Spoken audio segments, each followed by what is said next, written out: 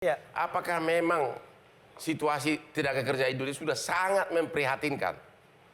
Sampai segitu parahnya, sampai ke negara-negara yang tidak maju pun yang sudah terkenal mafia, masih banyak berangkat.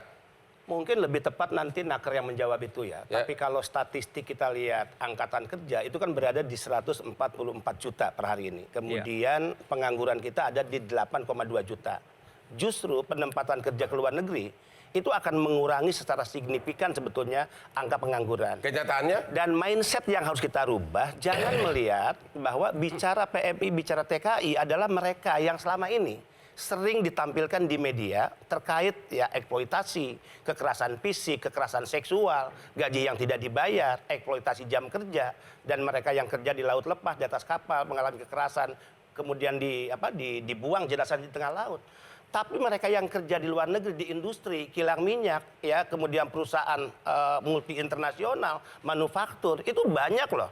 Kami melepas untuk G2G setiap minggu, Bung Hotman, itu 300 sampai 400 setiap minggu. Tapi kenyataannya, 50% rata-rata adalah yang benar-benar bagian dari perdagangan orang punya pekerjaan. Itulah yang saya katakan, negara harus hadir tidak hanya memperbaiki tata kelola penempatan pelindungan untuk bekerja yang resmi, yang setiap tahun 270.000 orang yang berangkat ke luar negeri.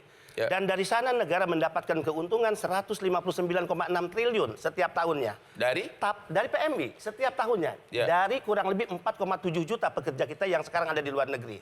Namun kita diganggu dengan sindikat penempatan ilegal, praktek TPPO yang memberangkatkan mereka secara tidak resmi. Tadi Ibu Nopi, jelas kok Thailand, Myanmar, Kamboja itu bukan negara penempatan yang diputuskan oleh negara. Itu sudah pasti ilegal. Nah, yang disampaikan tadi Mas Haryanto benar, catatan teman-teman kepolisian. Modus operandi mereka ini kita udah paham kok. Ya, kemudian bagaimana kantong-kantong yang menjadi target rekrutmen dibawa kemana mereka ditampung, pintu keluar mana yang akan digunakan, apakah jalur tikus, pelabuhan, PLBN, kemudian bandara, kita udah ngerti semua. Calo-calo kaki tangan siapa, tarik ya, pendalaman lakukan oleh kepolisian dengan modalitas intelijennya, siapa yang membiayai, bandar, tekong, mastermind-nya, pasti bisa kok.